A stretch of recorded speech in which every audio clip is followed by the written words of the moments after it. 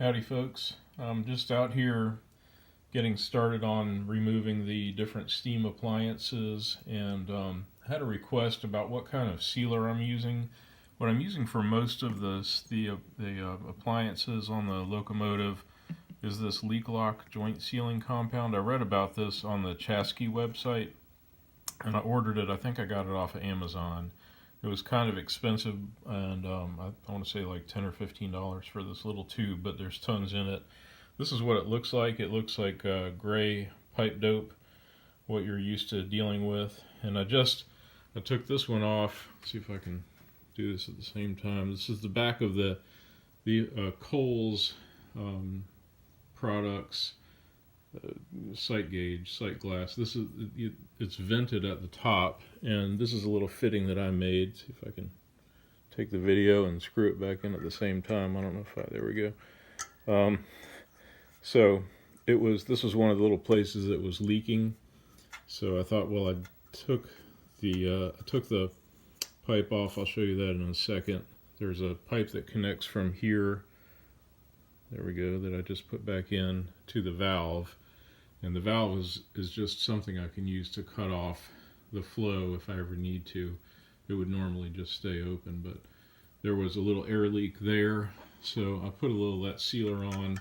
Let me just tighten that up back here. I'm tightening it up with the ignition wrenches, some Craftsman ignition wrenches that I have. Handy little things that are all the right size for these small fittings. And was interesting looking through the viewfinder and trying to get that. Well, I'll tighten it up later. You don't need to watch me tighten it up, but I'm starting the process of removing things. There were leaks around the base here. I think I put this in without any sealer. Can't remember if I put sealer on the bottom of that or not. Of course, this has the Teflon thread, but I'll just start. I'm going to take off this stuff bit by bit and put sealer on and put it back together. So that, hopefully that explains the one kind of sealer that most of these things, if you see gray, that's what that is. I did order some Loctite 542. I know that's what Keith Appleton uses on his Stewart steam engines a lot, so I may try that.